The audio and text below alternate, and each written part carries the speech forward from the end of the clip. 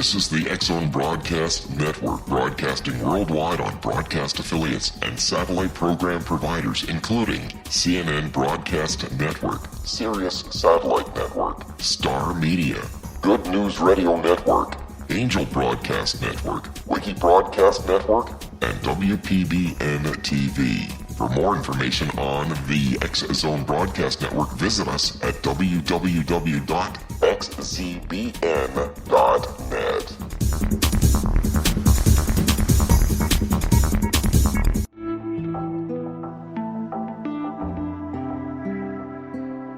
Take a step back in time and discover old Florida cuisine at Marsh Landing Restaurant in Fellsmere. Enjoy delicacies such as frog legs, gator tail, catfish, and swamp cabbage, or enjoy the more traditional cuisine like hand-cut Angus steaks, ribs, and seafood. Join us for breakfast with a southern flair featuring sweet potato pancakes, biscuits and gravy, and much more. Planning a party? Marsh Landing's private dining room can accommodate groups from 8 to 80 people. While you're visiting, enjoy the historic pictures, artifacts, and stories that line the walls. Marsh Landing is truly a unique experience. Marsh Landing Restaurant, 44 North Broadway in historic Fellsmere, or visit marshlandingrestaurant.com. Marsh Landing, Old Florida cuisine at its best.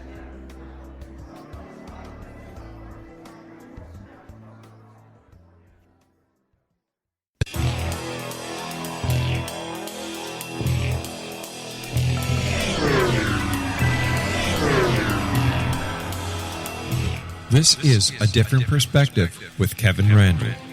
A retired U.S. Lieutenant Colonel, Kevin Randle has been studying UFOs for nearly 50 years. Kevin has investigated some of the most famous UFO cases in the world and has been consulted for dozens of documentaries about UFOs. Considered one of the leading experts into the Roswell UFO crash of 1947, Kevin has written more than 25 books about UFOs, including the recently published Roswell in the 21st Century. Now, here is the host of A Different Perspective, Kevin Randle.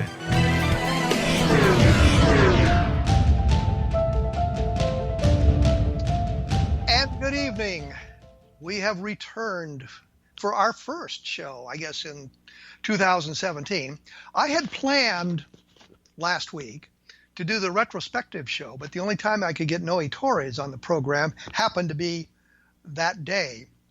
So I put that off until this week. So I guess what we're doing is not only a retrospective, but maybe a preview of things that we will do in the upcoming months here on A Different Perspective. I wanted to talk a little bit today, in the beginning at least, about the mission statement, what we do on this program, because I think that may have been lost in translation somehow. People might not understand it. I've always felt that my job, not only as the host of this program, but as a writer as well, especially on UFOs and the paranormal, is to search out the truth. Not my truth, not your truth, not anybody's truth, but the absolute truth. And that's why we sometimes get into hard questioning of the guests when they make some outrageous statements, and I'm trying to learn exactly how they came to those conclusions and what evidence they have to back them up. So I'm searching for the truth, and sometimes it makes me come off, I guess, sounding like a debunker, someone who doesn't believe in UFOs being extraterrestrial or doesn't believe in the paranormal. I'm looking for the evidence that leads us to that, in that direction. I think of it as looking for multiple chains of evidence. And by that I mean, not only do we have witness testimony, maybe we have some instrumentality involved, such as radar, maybe we have photographs, maybe they're landing traces with materials that can be analyzed in the laboratory, that sort of thing. So we bring all of that together and we look for alternative explanations. I think that some of the great UFO sightings in the past, and here I think of Charles Whitted, for example, and these were the two airline pilots back in 1948 who believed they'd seen a cigar-shaped craft with square windows whiz by the cockpit of their airplane. And it seemed inexplicable. I know back at the time of the sighting, the Air Force, the chief consultant, who happened to be Dr. Alan Hynek, had suggested maybe it was a meteor, a bolide. And everybody says, well, the pilots are used to seeing meteors at night and that sort of thing. But bolides are very bright meteors. And looking at YouTube, I saw what was called a meteor compilation. And what that was a whole bunch of meteor falls that had been recorded digitally, maybe some on videotape, but more so on the various digital media that are available today. You know, security cameras, dashboard cams, people out there with their video recorders at football games and all that sort of thing. And what struck me is as you looked at the meteor as it fell, and it was a big enough meteor and it was bright enough, it would begin to break up. And sometimes you would get the impression, if you just caught a glimpse of it, of a lighted cockpit and windows along a fuselage, because the human mind tends to group these things together, and so it was a perceived object behind it. I think Charles Whitted, for example, got caught in that, and back in 1947, 1948, when this happened, we weren't that well aware of what was happening, what these things in the sky look like. In today's environment, of course, we have all these photographs, and I actually put some on my blog, stills from those meteor falls where you can see the idea of a lighted cockpit and square window. So I think, some of the sightings like that are explained. We had another case in March, I believe, March of 1968, which was a satellite returning. And most people knew what it was, breaking up of the satellite as it re-entered the atmosphere. But a number of people reported a cigar-shaped craft with square windows on it. And this seemed to reinforce the idea that what Charles Whitted had seen, the same sort of thing, something breaking up in the atmosphere with square windows on it. So that kind of set me to thinking about those sorts of things. But the real point here is, I think Charles Whitted has been explained as a meteor, as a bolide. I think some other sightings like that can be explained in that fashion.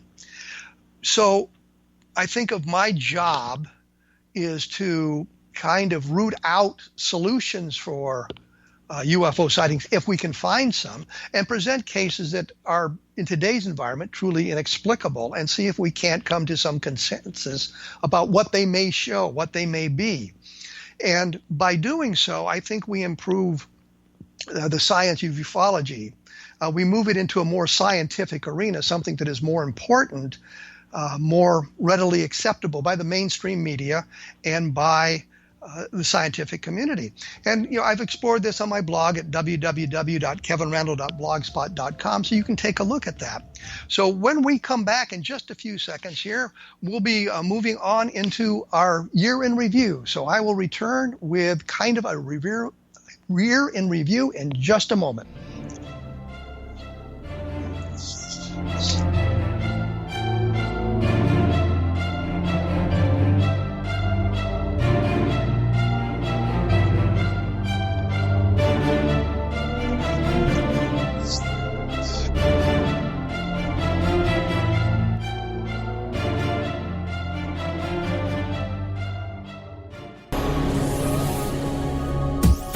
This is the X-Zone Broadcast Network, broadcasting worldwide on broadcast affiliates and satellite program providers, including CNN Broadcast Network, Sirius Satellite Network, Star Media, Good News Radio Network, Angel Broadcast Network, Wiki Broadcast Network, and WPBN TV. For more information on the X-Zone Broadcast Network, visit us at www.xzbn.net.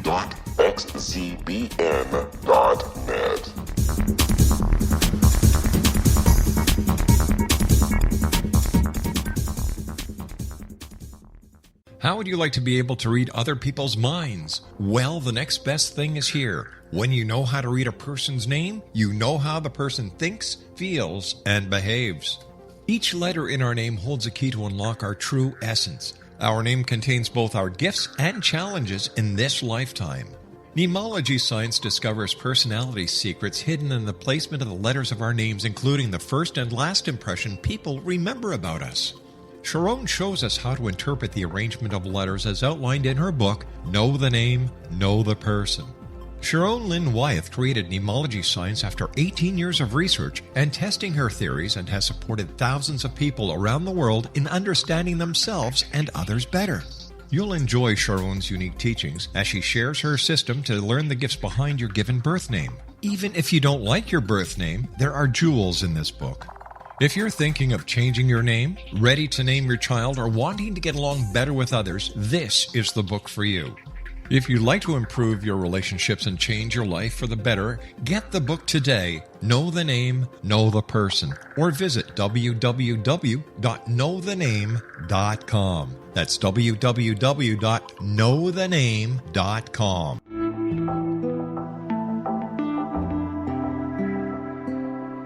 Take a step back in time and discover old Florida cuisine at Marsh Landing Restaurant in Fellsmere, Florida.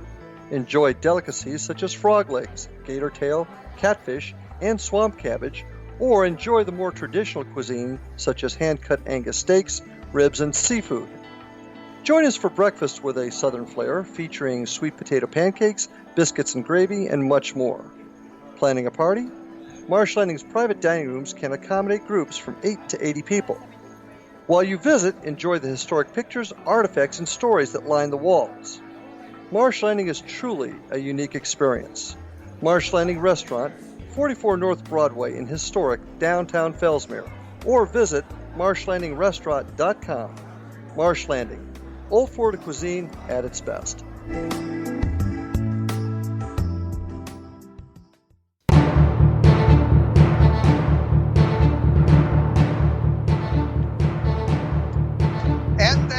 And as promised, we are now back. And I thought for this segment here, we'll take a look at the year in review. What we did in the last, actually 5 or 6 months that we've been doing this program, and what sort of information has come out. I think one of the most important topics we discussed, and we did it over a number of programs, which was the Socorro UFO landing case in New Mexico in 1964, the Lonnie Zamora case. And we had Ben Moss and Tony Angiola on the program talking about their investigation in the last 2 years of the Socorro case and what they had found. And during that conversation, they said a couple of things that I found somewhat provocative, somewhat interesting. And one was that I had always thought of the Zamora case as single witness. Lonnie Zamora saw the object, saw it land, saw the creature, saw it take off. That's it, no other witnesses. But in the discussion with them, they said that there were at least 3 other witnesses to the case, and they had called into the police station. I asked them specifically, did they check the police logs? And they said no, they hadn't done so. So I was somewhat skeptical about this. But as I was looking at the case file, there was a fellow named Richard T. Holder. He was a Army captain who had command of what they called the Stallion Station, I believe, on the White Sands Proving Ground. And if you look at a map of New Mexico, you'll see the White Sands missile range now today incorporates an awful lot of area in that section of New Mexico. So he lived in Socorro, New Mexico, because it was actually closer for him to live in Socorro to where his duty station was than for him to live in Alamogordo, which is, I guess, more information than you probably wanted. Anyhow, Captain Holder had interviewed a number of people that very night in New Mexico. That very night, he had been called out by the FBI agent who asked not to be identified or not even mentioned that he was there. But in the course of his conversation with the radio dispatchers in the Socorro police station, he learned that 3 people had called in saying they had seen this blue flame in the sky or this thing in the sky that eventually was what Lonnie Zamora saw land. So while the police didn't log these calls, didn't bother to get the names of the witnesses, which would be an incredible piece of information for us to have, Holder did in his official report that's in the Project Blue Book files mention the fact that 3 witnesses had called in seeing this object in the sky or seeing the blue flame in the sky. So that kind of corroborates what Ben and Tony were telling us about that. And I thought that was kind of an interesting thing. Doesn't mean it's an alien spacecraft. It just means there were other witnesses to this thing in the sky, and it was corroborated through the documentation. So that was one thing that I learned after talking with them on the program. The other thing was they were talking about what the symbol Zamora saw was. And that became kind of a point of contention with a number of people. And I think most of us who look at the Socorro case think of the symbol as being sort of an inverted V with a post or a line down from the apex of the V and this arc over that and a line across the bottom. I always think of it as the umbrella symbol. And Tony and Ben were saying that it was actually an inverted V with 3 lines through it. And when we had Ray Stanford on the program, he said the same thing. That was the exact symbol. Although earlier, and by earlier I mean like 50 years ago when he first investigated the case, he said that was the fake symbol and the umbrella symbol was the correct one. So I was looking into this, and I'm not sure how much of this minutia is interesting to people, but what I found is in the Project Blue Book files, and it's been published a number of times, is Lonnie Zamora drew the symbol for Holder, the FBI agent whose name was Burns, and for J. Allen Hynek. And he signed one of those, and it's the umbrella symbol that he signed. But he also said, and Ben and Tony brought this up, and I think Ray brought this up as well, is that as he saw the object leaving and the symbol on the object, he drew it on a scrap of paper so that he would remember exactly what it looked like. And that was before Sergeant Chavez showed up and that sort of thing. And that piece of paper, that scrap, which is again signed by Zamora, is in the Project Blue Book files, and that is the umbrella symbol. To me, that suggests that the proper symbol is the one that we've all thought it was, not the inverted V with the 3 lines through it, but the one that we've seen in the magazines and the books since that time.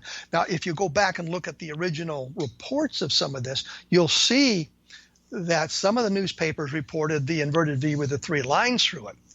But Holder, I think it was, told Zamora not to reveal what the symbol was because their thinking was if somebody else came forward with a sighting and they said they'd seen the symbol and this fake symbol, this inverted V with the 3 lines through it, had been reported in the paper and that's what they had seen, then they would be able to discriminate between the real additional sightings and those that are kind of making up what they had seen. Holder told this to the Lorenzens. That would be Coral and Jim Lorenzen from the APRO, Aerial Phenomena Research Organization. And that was published in their APRO bulletin. And in the May issue of the 1964 issue, they have the inverted V, not the inverted V with the 3 lines, but the umbrella symbol in their APRO bulletin. So that to me kind of reinforces the idea that that's the proper symbol. And there's some contention, and I have discussed this since with Ben and briefly with Ray Sanford, and they're talking about how it is the inverted V with the 3 lines is the proper symbol. I think they're wrong on that point, and there's other documentation that supports that.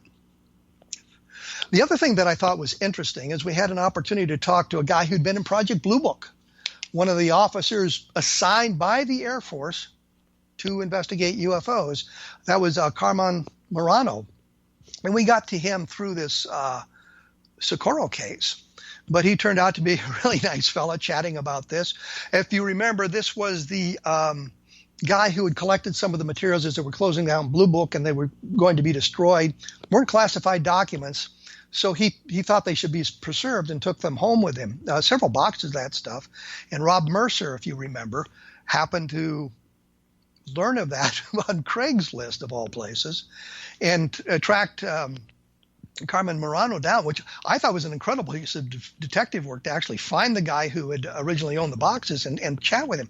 And we had a chance to chat with him as well, and we learned something about the internal workings of Project Blue Book, albeit at the very end of the project. And that may kind of color our thinking on Project Blue Book. But he said a couple of things that I found interesting. One of them was that virtually none of the cases were classified, that they or he had created a briefing book for reporters and others who came to Project Blue Book to look to see what was going on. I know of a couple of UFO researchers who had said that they had communicated with Project Blue Book back at the very end, at the end of the project, and had managed to visit Project Blue Book, which I found astonishing because it was always been the idea that the Blue Book files were classified. If you go back and you look at the documents as they appear now on the microfilms that are available to everyone through either the internet or the National Archives, you'll find very few of them are classified. There's nothing to suggest they're classified. So Morano gathered this material that was going to be destroyed and took it home with him, and it ended up in the hands of Rob Mercer, so we got to learn something about it. That was interesting, that it wasn't classified, and that he had prepared these documents for reporters when they came to talk about what was going on in the UFO investigation. The other thing about that I found extraordinary was that not only did they have this briefing book that they would show to reporters, but Marano had said that the majority of the sightings they got into their office at Project Blue Book were from the Ohio area, around Dayton Air Force Base. Back in its heyday, Blue Book had UFO officers on every on every Air Force base, but it was normally assigned as an extra duty. And anybody who's been in the service understands what that means. It's simply that you have your main function. In my case, for example, in Iraq, my main function was as an intelligence officer. I had the additional duty as the public affairs officer simply because of my background of writing books and magazine articles and newspapers. They thought this would be a good extra duty for me to have. Normally in the military, these extra duties are assigned by someone who is either not in the meeting, so he ends up with the assignment, or he or she has said something that makes them think they have some expertise. Like, well, we got to have somebody ramrodding the painting of the buildings. And somebody says, I had my house painted once, and he gets the extra duty. He or she gets the extra duty. So the UFO officer was normally an extra duty, but their requirement was to investigate the UFOs and report these to Project Blue Book at Wright-Patterson Air Force Base. But according to Carmen Marano, that didn't happen toward the end. And I went back and I looked at the index. When Project Blue Book was in its heyday, they created a master index which had all 12,000 UFO sightings. And I have it broken down into two loose leaf notebooks, so I can look these things up quickly. So I went back and looked at the last few pages for the last years of Project Blue Book, and he was right. Mostly sightings from the Ohio area, especially around Dayton, where Wright-Patterson is, very little coming in from elsewhere. I found that kind of surprising because I would have thought that would have still been gathering the UFO sightings from everywhere, but apparently they weren't, and the problem would have been the Condon Committee. That was the University of Colorado study that was commissioned by the Air Force to investigate UFOs, or I should say allegedly investigate UFOs, because it was clear that they had a mandate from the Air Force to look at the phenomenon, determine that there was no threat to national security, that the Air Force had been doing a good job, and they should close it down, which is, of course, exactly what they did. But I was astonished to see that we had very little of sightings from other locations. And part of that could be that they just stopped reporting the sightings that had been solved, which means simply if I'm out at Warren Air Force Base in Cheyenne, Wyoming, and there's a UFO sighting, and I go out and investigate it, and I come up with a solution for it, I don't even bother to report it because it's been solved. It's some mundane object, and we don't need to worry about it. There are a few unidentified sightings at the end of Project Blue Book that came from outside the Ohio area, but surprisingly, a great number of the sightings came from that area. So it kind of shows, I guess, the winding down of Blue Book in 1968, 1969, and the Condon Committee being the entity to which these reports had been made. And that was something that I found a little bit disturbing, but thinking about it, not all that surprising. So that is all sort of an outgrowth of the Socorro sighting from 1964, when we got to these other people who were kind of discussing these whole things with us on the program. And you can listen to the programs up on YouTube. You can find the links to the X Zone Radio Network, or you can take a look at my blog at www.kevinrandle.blogspot.com, and you can go back and you can search out these specific programs in which we discuss these specific things. And there's always additional information that I've gathered afterwards as I've kind of picked up the leads on this. So that is some of the things that we had done in the last few months on A Different Perspective. I had actually had some notes to go into a lot of other spaces, but we're running short here of time, and I wanted to do a preview of some of the things that we'd like to do we'll take a look at those things when we come back. And as I say, take a look at www.kevinrandle.blogspot.com for more information. And if you're interested in the Roswell case, and we'll talk a little bit about that coming up here shortly, but if you're interested in that, take a look at Roswell in the 21st Century, which is my cold case investigation of the Roswell case.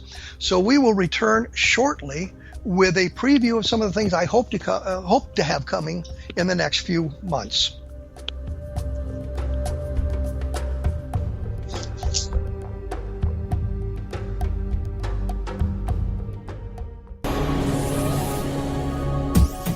This is the X-Zone Broadcast Network, broadcasting worldwide on broadcast affiliates and satellite program providers, including CNN Broadcast Network, Sirius Satellite Network, Star Media, Good News Radio Network, Angel Broadcast Network, Wiki Broadcast Network, and WPBN TV. For more information on the X-Zone Broadcast Network, visit us at www.xzbn.net.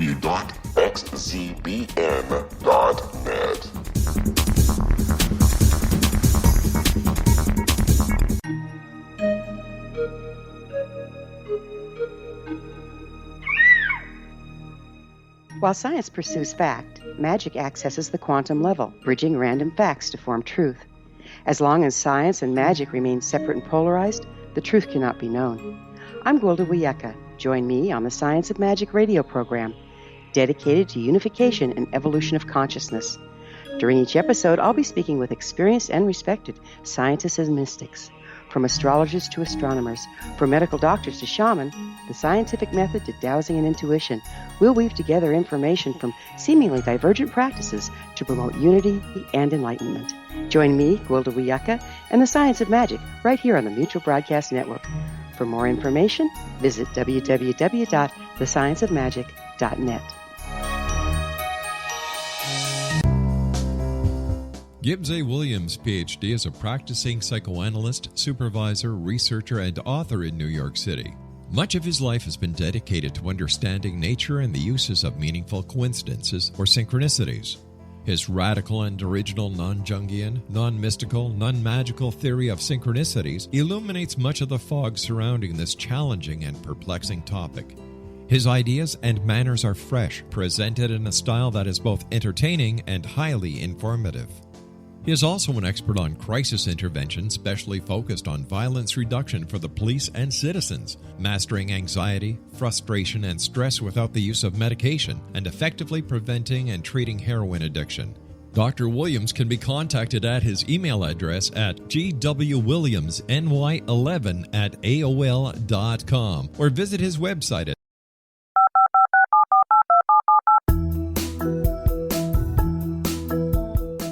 Did you know that when you're on the road with limited data or Wi-Fi, you can still listen to the X-Zone Radio Show with Rob McConnell, The Science of Magic with Gwilda Wiyaka, X-1, Dimension X, Space Patrol, and every minute of the X-Zone Broadcast Network by calling 213-401-0080, courtesy of Audio Now. No smartphone, app, or internet needed. It saves your data plan, and it's free if you have unlimited minutes. Call 213-401-0080 to listen on any phone, anytime, anywhere. Remember 213-401-0080 for the best of the paranormal, parapsychology, and sci-fi radio programming anywhere, 24/7, 365.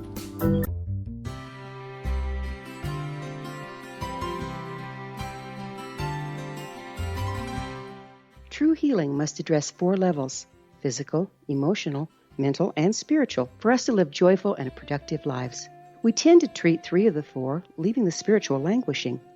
If you're tired of the same dysfunctional patterns cropping up in your life, Soul Balancing is for you. Trixie Phelps, owner and founder of Soul Balancing, is a naturally gifted energy healer trained in numerous esoteric forms, including shamanism. Trixie has created a powerful modality that safely and effectively clears your energetic field. A soul balancing session can remove interference, heal trauma, and restore your hope. Contact Trixie for a life-changing long-distance session today, www.soulbalancing.world.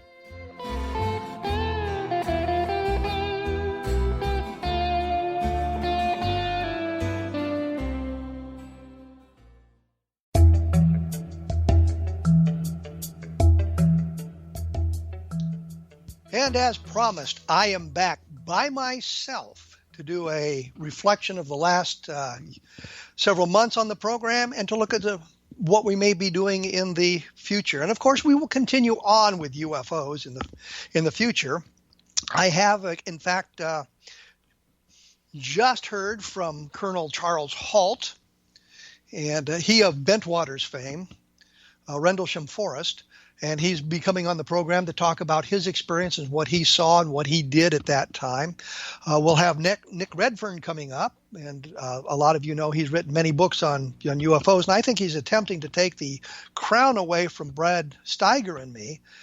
Brad and I often argue about who's written the most UFO books. I think it's him. He thinks it's me. But, I've written 28, 29 books on UFOs, and he's written a carload of books on UFOs. We've written a lot of other books as well, but, this is just the UFO stuff. And mentioning Brad Steiger sort of allows me to go to some of the things that we haven't done on the program that I would like to do. And one of the things that interested me at one point, and I say at one point, I got a call from my agent in the mid-1990s, and she wanted to know if I could do a book on near-death experiences. And I knew a little about it, very little about it.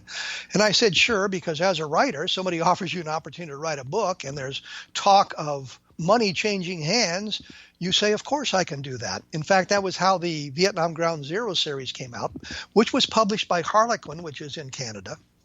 I mentioned that for my good friend Rob McConnell.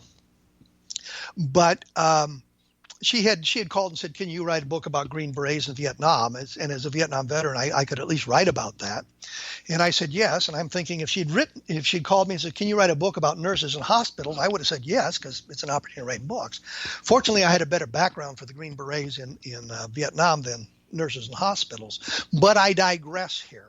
She had called and asked about a book on near-death experiences. And by near-death experiences, I don't mean how the mainstream media sort of co-opted it in the idea that a bullet passes close by you, you're in a car wreck that should have killed you, and that sort of thing. Near-death experiences actually refers to people who have died and come back. They've been in operating rooms, and they died on the table, and they've been resuscitated or things like that. And there's any number of these stories going around that I found a little bit interesting. So I did a lot of research into this at the University of Iowa library. I talked to a number of people who had experienced these near-death experiences. And what I got from the people that I talked to, I suppose that is the most important point, is the idea that they were just now very calm. They sincerely believed that they had glimpsed what would happen after they died, had an opportunity to return to do something else, and were quite sincere in their beliefs. And I found that myself, I found that somewhat comforting. You talk to the people of going toward the light, that sort of thing, and they're met by relatives, they're met by friends, they're met by, I guess you could say, angels, and it turns out it's not their turn, their time, so they are returned. And they have memories of what happened there. I've also read the skeptical side of the argument, and I, as I said, I looked at the medical journals, I looked at the psychological journals in the various libraries at the University of Iowa, I looked at some of the popular literature and all of that sort of thing. So I'm well aware that the scientific consensus seems to be that this near-death experience is merely the brain shutting down as it loses oxygen and as the blood supply is cut off to the brain, and that makes some sense to me a little bit. But there's always this element of the scientific community demanding evidence, and all they really have is what the people have related to them about what happened after they had allegedly died. And the one person talking about how he had now had a perspective from above his body, and he's watching the surgeons try to resuscitate him after he died on the table, and that sort of thing. So, I mean, it's a very perplexing question, and I certainly don't have an answer, but I'd done a book called To Touch the Light, I think it was. And in that book, I talked about a number of people I had interviewed who had these near-death experiences and what they had experienced then. But I also talked a little bit about the idea of past life regressions. And this is more worrisome than the near-death experiences, simply because the people who are normally gathering these stories are not well-educated. Well, I shouldn't say well-educated. That's not fair. Well-versed in what they're doing. And then oftentimes they use hypnosis to gather these things. And I remember one of the practitioners of this had a subject under hypnosis and trying to pull out a past life. And the subject was saying, well, I just don't remember things. I don't remember anything. And the practitioners got frustrated and said, well, just then make it up. And this is not good. This suggests something about how these stories are gathered. But I talked to some others, and I think they're doing the best job they can. And there's some interesting stories of past lives, and you see how the idea has been attacked by the church, for example. And I'm thinking here specifically of Bridie Murphy. She was a Colorado woman who, in the 1950s, a guy was at a party. They were doing hypnosis. He'd learned how to do hypnosis, and they were playing the silly games with hypnosis, which really isn't a swell idea to do.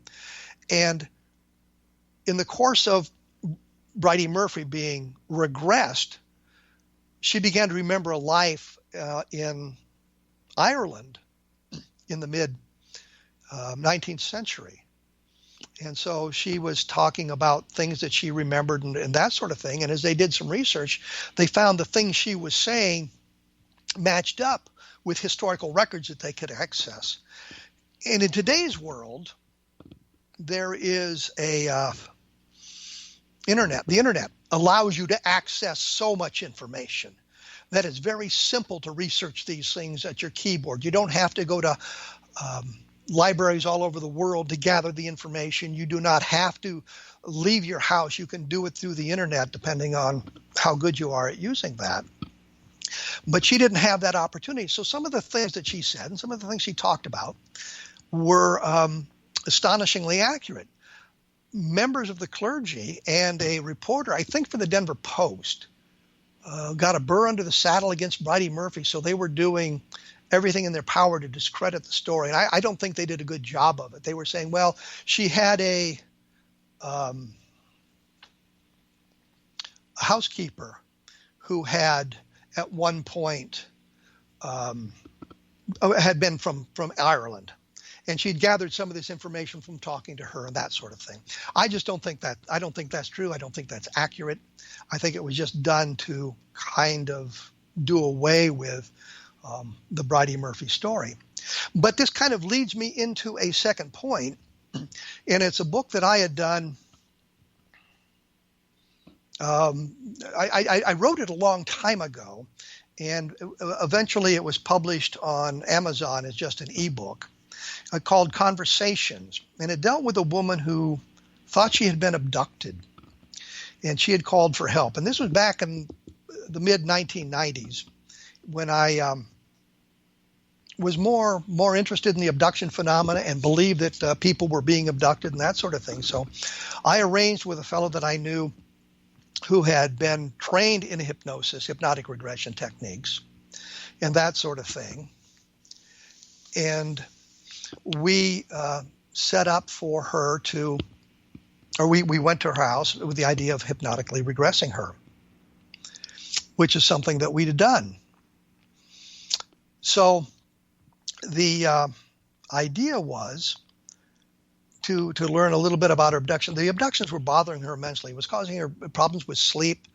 She couldn't sleep at night. She was frightened all the time and this sort of thing. And I was thinking that the least we can do is maybe we can calm her down so that she won't be quite as disturbed about what was going on.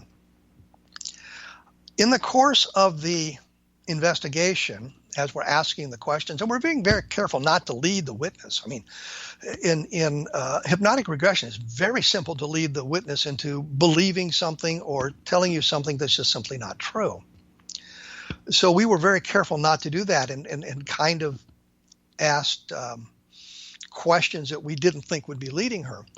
It came out that she had a past life memory that went back into the 19th century, and she was describing some of the events that took place around the Jack the Ripper. and how those things were going on. She wasn't claiming to be Jack the Ripper per se, but she was claiming kind of intimate knowledge of that. And as we quizzed her about other things, it seemed that she had this horrific history in past lives of being involved in some very heinous crimes, serial type crimes. Now, what we're talking to is this woman who is probably the sweetest woman you'd ever want to meet, just kind and gentle and not a mean bone in her body. And she's telling us these horrific stories about what she had done in past lives. So in the course of doing research, we discovered that some of the things she was saying were accurate. We were able to find the stuff because we had access to the libraries. We had access to the information. I'm not sure how easy it would have been for her to access all this information given the timing of these events. We could do it more easily because we had a target we were looking for, and she's, I guess, out there kind of flailing away in the dark, so to speak. But the interesting thing about the book Conversations is we get to look at a history of serial killing, I guess, from this kind of a point of view that moves from some things done in the Middle Ages up to moving into the Black Dahlia killing in 1947. And I knew a lot about the Black Dahlia simply because it was 1947. And we're doing research into Roswell, and I'm seeing stories in the newspapers about the Black Dahlia. But what all of that suggested to me as I was doing the research was that this was the Black Dahlia was part of a number of serial crimes that the police didn't recognize as serial crimes simply because the victims were unknown, unrelated in some fashion. As we understand serial crime today, but in 1947, nobody understood what that was. So they weren't connecting these things, but I was seeing these things in the newspaper that seemed to be connected. And so we did a little bit of research into that, and all of this is outlined in the book Conversations. So that kind of intrigued me, so I put the whole thing together in a book. And again, the problem with this is we're dealing with the testimony of a single witness, the woman. She's under hypnotic regression. She's telling us the stories, and we're verifying some of the facts. Some of the things she told us we could not verify or seemed to be wrong, but it could have been a matter of perspective, if nothing else. So it was kind of an interesting book, and I was looking at that the other day, and I thought, this is kind of a fun read, even if you look at it as a work of fiction, which of course it's not meant to be, but even if you looked at it as a work of extremely interesting, if nothing else. So, that's something that I want to explore in the upcoming months, a little more on the paranormal as opposed to just UFOs, and look at some of this stuff as it's coming up. And you can see some of this, as I say, at the blog, www.kevinrandle.blogspot.com, and you can find the book Conversations on Amazon if you're interested in taking a look at what that has to say. When we come back, I'm going to talk a little bit about Roswell, and hopefully we'll be done with that topic for a long time. So stick around.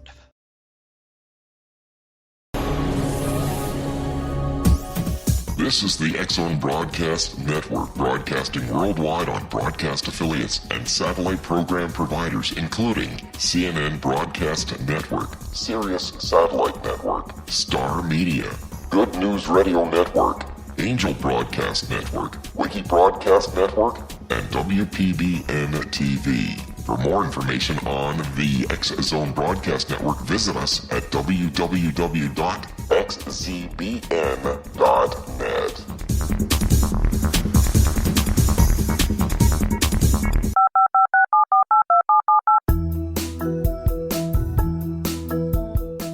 Did you know that when you're on the road with limited data or Wi-Fi, you can still listen to the X-Zone Radio Show with Rob McConnell, The Science of Magic with Gwilda Wiyaka, X-1, Dimension X, Space Patrol, and every minute of the X-Zone Broadcast Network by calling 213-401-0080, courtesy of Audio Now.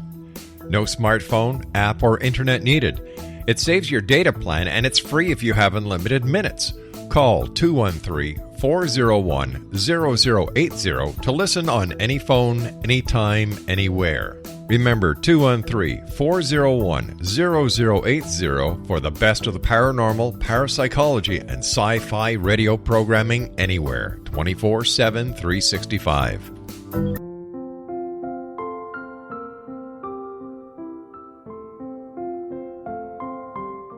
I am Dr. Carl O'Helvey, founder, president of a new cancer foundation focusing on evidence-based physical, mental, and spiritual interventions, including natural cancer cures, prayer, meditation, affirmations, nutrition, and other related holistic cancer prevention and cure modalities. These are used in cancer education, research, and financing care. I ask for your help to continue this important work by donating at www.holisticcancerfoundation.com.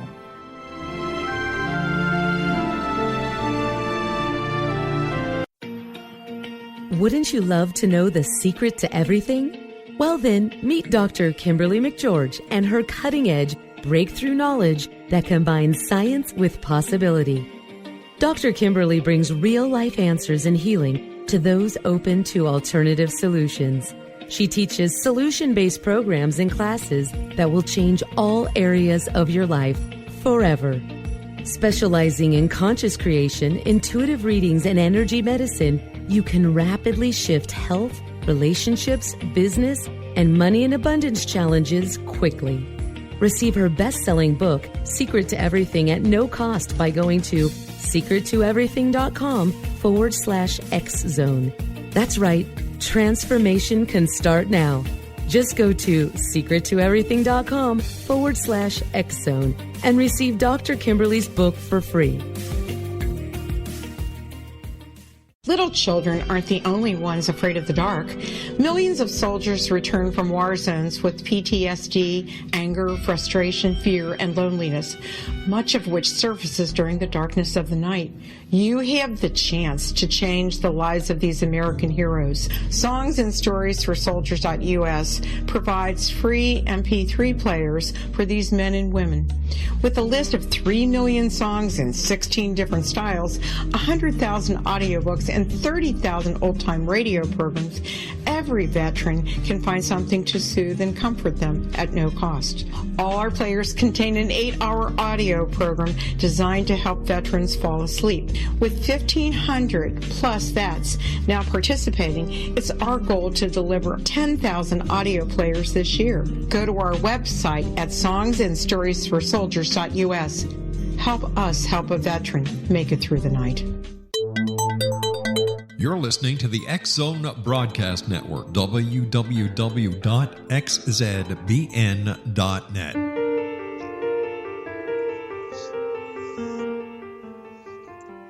And we are back with our retrospective and our preview of upcoming shows, I guess.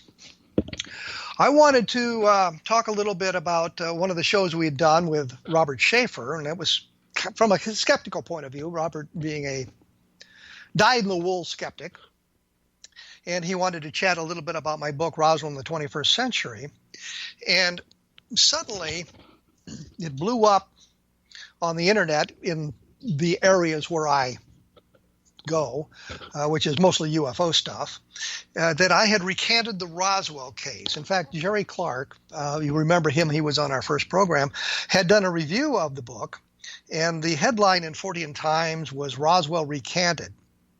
And I was thinking, well, that's a little bit overblown. But people began to talk about that and were just very disturbed about this whole idea that I had recanted Roswell. And I'm thinking, I'm sitting here doing the Roswell case. I've been holding the door for literally decades on the case. I've been standing at the doorway trying to get to the information about Roswell.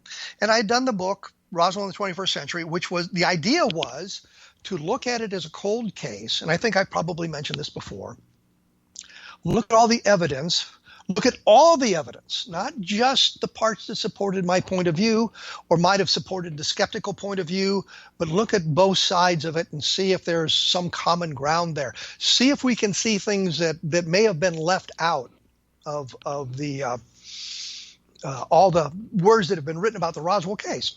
So that's what I attempted to do in the book. I wanted to make it a dispassionate examination of the information, realizing that I came into this thing with the bias that I had believed sincerely that Roswell was the crash of an alien spacecraft. I mean, the information took us there, from Bill Brazel's discussion of what he'd seen and what his father had said, to Jesse Marcel talking about what his father had done, and other witnesses we'd talked to who had seen this sort of thing. But when we did this original research back in the early 1990s, I didn't think people would be making this stuff up. I thought that in something like this, people would tell you what they sincerely remembered. I thought we might get some embellishment, people remembering things a little bit differently, or maybe adding a little bit to what they thought, but were sincere about what they were saying. I did not expect to learn that people would make this stuff up. And I think one of the best examples is a book called Stolen Valor. And what it is a book that looked at all these guys, mostly guys, claiming Vietnam service and the horrific acts they had committed in Vietnam, which played into the media narrative of the time. And what we find is a lot of these guys were lying about it. I mean, lying about everything. I read a statistic the other day that there are 800,000 living American Vietnam veterans. I think that figure's too low. But at one point in the 1970s, there were like 2.5 million Vietnam veterans that we could document. The problem is, in the 1990 census, I think it was, they had a question on the census form, are you a Vietnam veteran? Now remember, there are 2.5 million Vietnam veterans. 13 million people said yes. 11 million of those guys are lying about it. Why would you lie on a census form? The point of this is people will plug themselves into anything to get their 15 minutes of fame, or their 10 minutes in the spotlight. And money means nothing to them about that. It is something that they do. And so as I'm looking at the Roswell witnesses, I'm discovering things that are quite disturbing. Some of it is unintentional. There's a story about a guy named Neely, I think it is, or Newley, who claimed that in November of 1947, he'd seen the escape pod from the Roswell craft. And he gave this information to Don Schmidt and Tom Carey, and they reported it in his book. And he says that he was at this B-29, and he had the proper credentials, and an MP came by and threw him out of the hangar off the flight line. I'm thinking that Newley had a line badge, but the line badge didn't allow him to be in that particular hangar at that particular time, which is why he was removed. But he's described this object in the bomb bay of a B-29 as I think 13 feet long, with a 5-foot bulb at one end of it, kind of tapering down. What he just and the clue here was it was a silver plate B-29. Silver plate B-29s had been modified to carry the atomic bombs.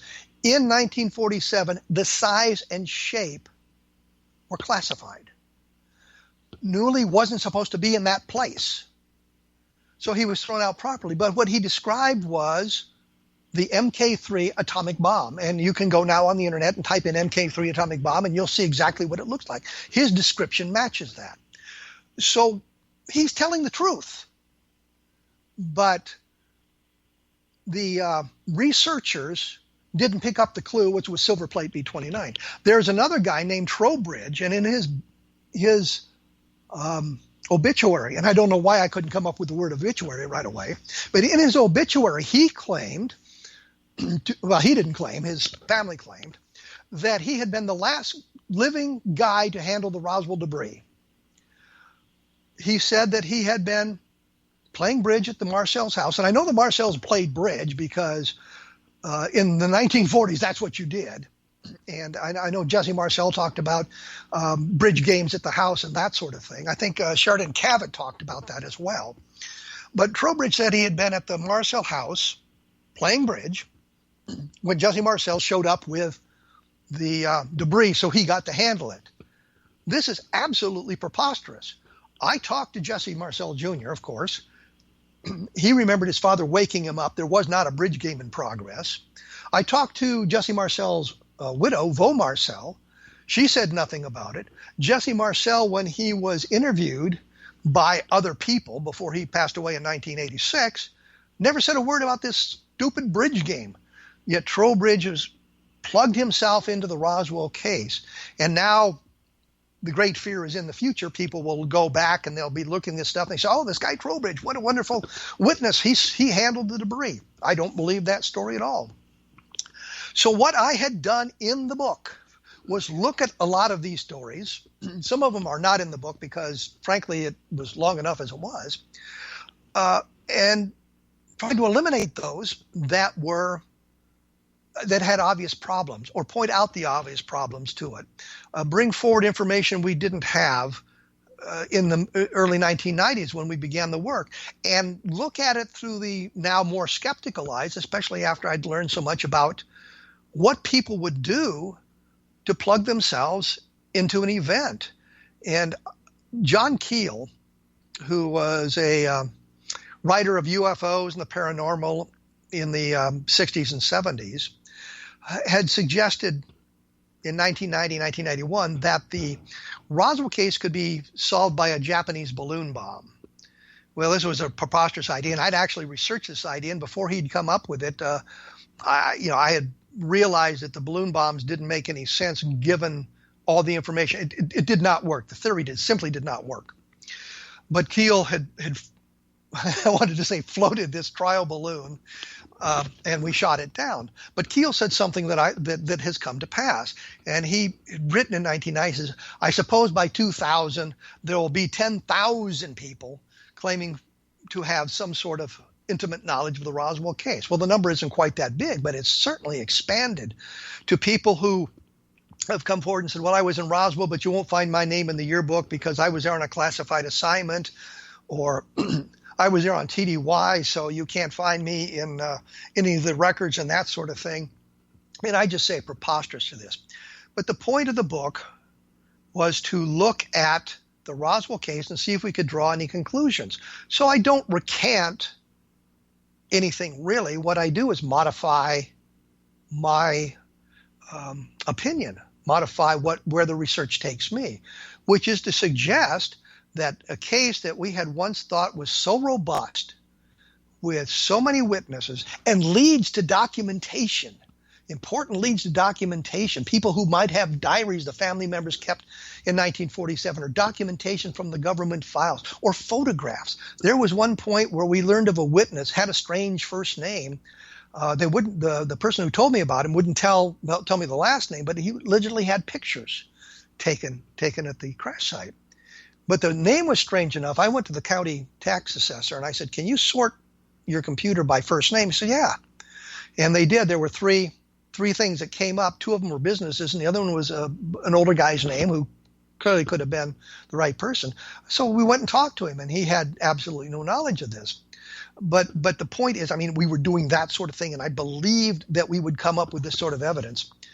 Unfortunately, looking at it, the information just is not as robust as we would like it to be. And we were left with, I am left with, looking at this whole thing, that we can't prove it was extraterrestrial. We can tell you what it isn't to a great degree of certainty. We can say it was not a crash of a B-29 or an aircraft or an experimental aircraft, because the Air Force looked at that and said, no, it's not that. We looked at a lot of different explanations, things off White Sands, inadvertent dropping of an atomic bomb, that sort of thing. We just couldn't come up with a good explanation. I couldn't come up with a good explanation. So the point of all of this is the Roswell book, I think, tells us something about the case, many things about the case that weren't published before. So I'm looking at it as if I have to hold the door on the Roswell case a little bit open. So that kind of gives you an idea of where we're going in the future, where we've been in the past, and some of the things that are of interest to me. Take a look at www.kevinrandle.blogspot.com, and you'll be able to see more information about this, and take a look at Roswell in the 21st century. And we will be back next week with an exciting guest, so you don't have to listen to me this long.